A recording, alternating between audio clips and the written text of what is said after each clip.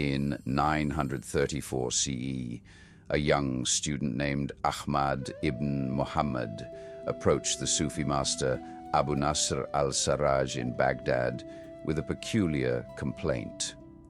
Every time he sat near his teacher during sohbet, he would fall into spontaneous mystical states, visions, ecstasies, sometimes complete ego dissolution without any effort on his part. "Master," he asked, "what is happening to me? I do nothing, yet these states come." Al-Sarraj smiled and replied with words that would launch centuries of investigation into what the Sufis called Ilm al-Siraya, the science of spiritual transmission. What you experience is Siraya al-Baraka, the contagion of blessing. Just as fire spreads from candle to candle without the first flame being diminished, so does spiritual realization flow from heart to heart according to precise laws. Abu Nasr al-Sarraj, Kitab al-Luma. The medieval Sufis had discovered something that modern science is only beginning to understand.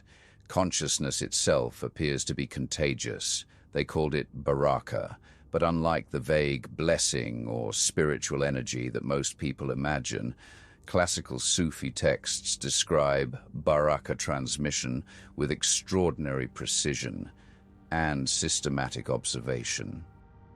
Al-Hakim al-Tirmidhi, known as the Seal of Saints, spent decades documenting what he termed Qawanan al-Baraka, the laws of spiritual contagion.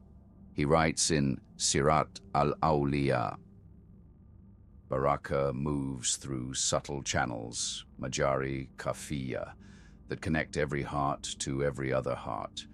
These channels operate according to discoverable principles. The transmission follows pathways as reliable and predictable as the movement of celestial bodies across the heavens. The masters had mapped an invisible anatomy of spiritual transmission, complete with laws, mechanisms, and predictable patterns. Their findings reveal that spiritual realization operates through specific channels and follows consistent principles, much like the circulation of blood through the body or the flow of celestial influences through the spheres. This systematic understanding of consciousness transmission provided them with practical methods for facilitating, directing, and amplifying the flow of spiritual states between human beings.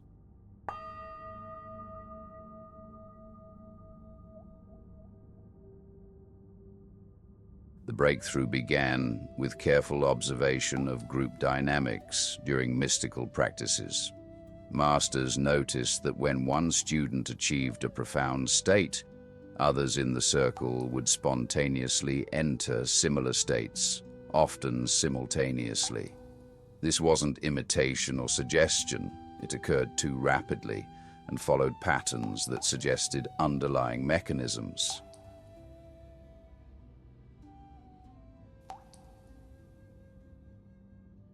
I observed that during zikr circles, the state howl of the most realized practitioner would spread through the gathering like ripples in water. This occurred according to precise spiritual laws. Those with greater receptivity, Qabiliya, received the transmission first. Those with blockages, hijab, in their hearts remained unaffected until these obstacles dissolved.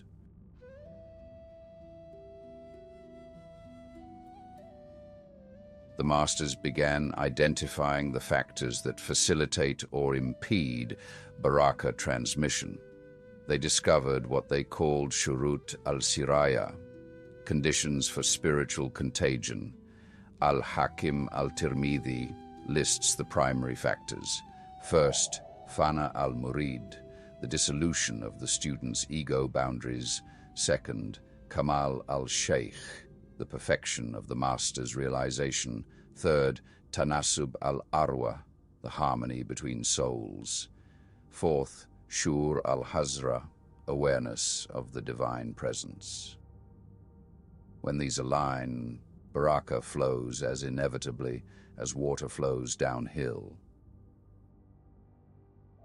The heart contains 7 subtle centers, Lataif Saba, each capable of receiving and transmitting different qualities of divine knowledge. Baraka flows between hearts through resonance between corresponding Lataif. When the teacher's heart center vibrates with a particular divine quality, it induces sympathetic vibration in the student's corresponding center. Ibn Arabi, Al-Futuhat al-Makkiyah. Al-Ghazali documented the psychological mechanics underlying this process. The secret of Baraka transmission lies in Fana al-Hujub, the dissolution of veils. When the student's ego defenses completely relax in the presence of the master, their heart becomes like polished mirror, perfectly reflecting whatever appears in the master's heart. In this state of complete receptivity, the student temporarily participates in the master's level of realization. But the masters discovered something even more remarkable. Baraka transmission doesn't require physical proximity.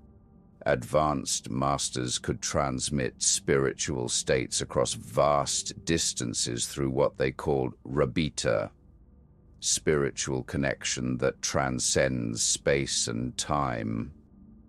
And Najm al-Din Kubra describes long-distance transmission. When the bond, rabita, between master and student is complete, distance becomes irrelevant. I have transmitted states to students in distant cities simply by directing my attention toward them during spiritual absorption. The heart recognizes no geographical boundaries.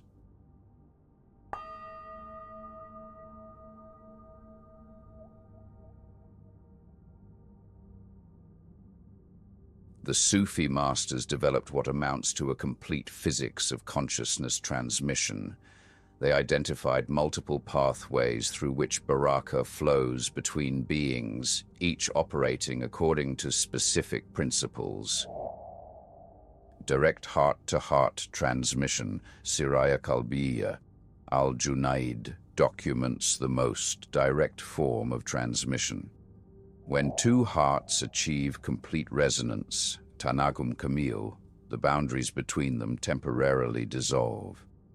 In this state, the realization present in one heart becomes immediately available to the other. This is not teaching or learning in the ordinary sense. It is direct participation in another's spiritual state. The masters discovered that this form of transmission requires what they call fana fil sheikh, complete ego dissolution in relation to the teacher. The student must temporarily cease to exist as a separate entity. Transmission through sacred phrases, Siraya Dikriya. Advanced masters could encode Baraka within specific combinations of sacred phrases. Al-Shadili describes the mechanism. Certain arrangements of divine names carry particular frequencies of realization. When these phrases are spoken by one who has achieved the corresponding state, they become vehicles for transmitting that state to others. The words themselves become charged with the master's realization. This explains why traditional Sufi orders guard their specific zikr formulas so carefully. Each combination was developed by masters who achieved particular states and discovered how to encode those states within sound patterns. Transmission through sacred environments, Siraya Makaniya. The masters found that spiritual realization could be embedded within physical locations. Ibn Arabi explains, when a realized being spends extended time in deep spiritual states within a particular location, that place becomes saturated with their realization.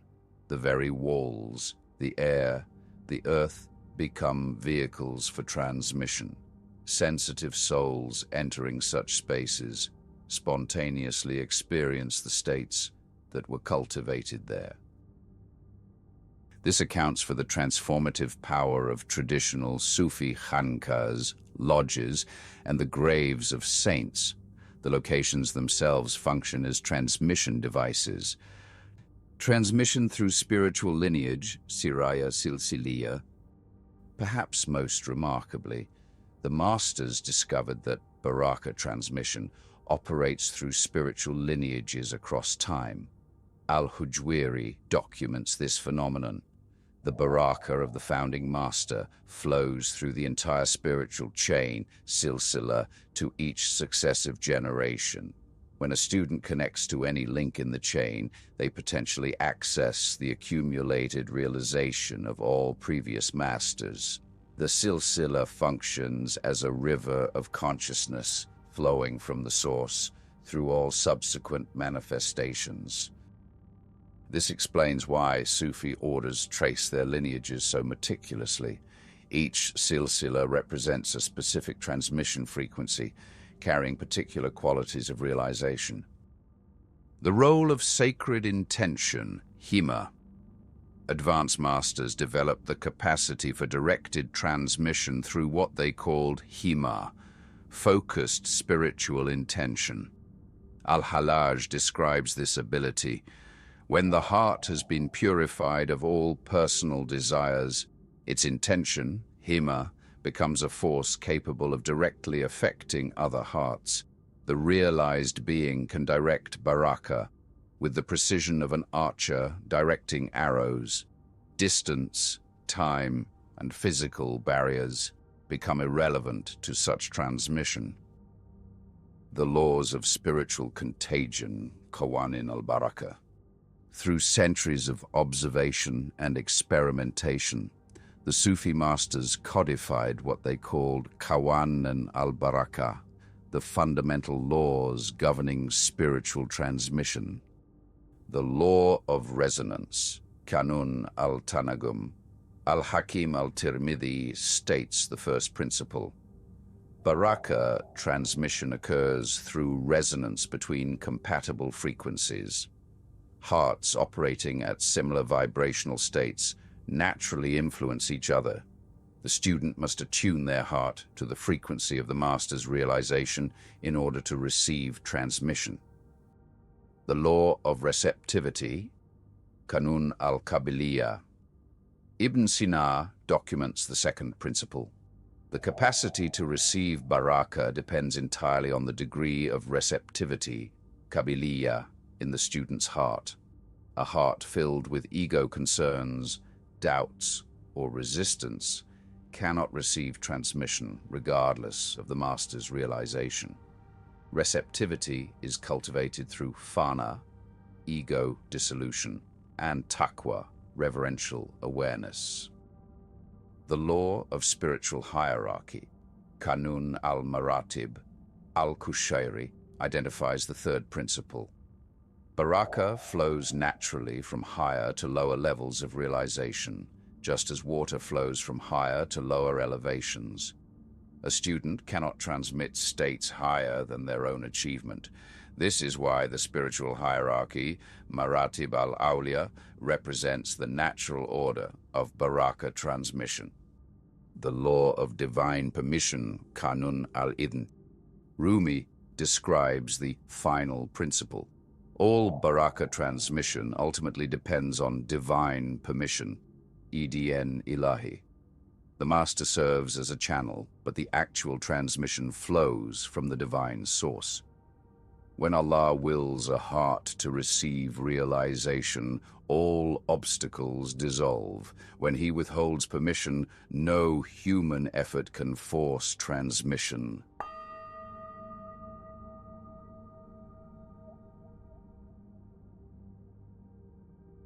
The masters identified specific factors that block or distort Baraka transmission, which they termed Mawani al-Siraya.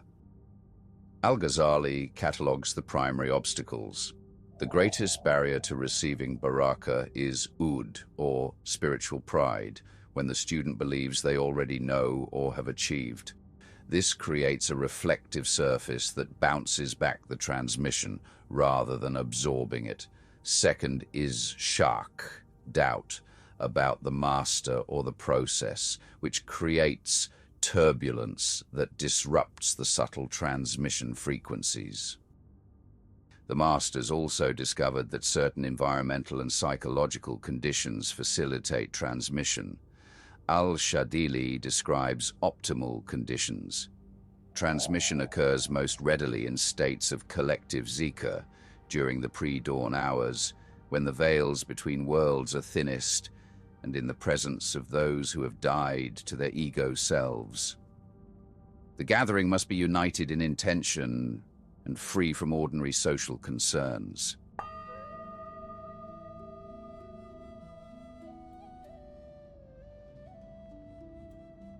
Ibn Arabi concludes his analysis of Baraka transmission with this profound observation: the entire cosmos operates through divine Baraka, flowing from the source through countless channels to every manifestation.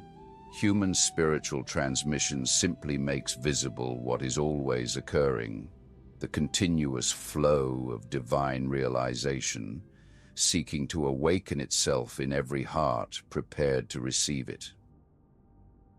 The science of spiritual contagion reveals that consciousness itself appears to be fundamentally interconnected. What the masters discovered through mystical investigation parallels what modern science suggests about the non-local nature of consciousness and the mysterious ways in which awareness influences awareness. The pathways they mapped still operate. The laws they discovered still govern how realization spreads from heart to heart. In every authentic spiritual encounter, the ancient mechanisms of Baraka transmission continue their invisible work, passing the flame of awakened consciousness from one generation to the next.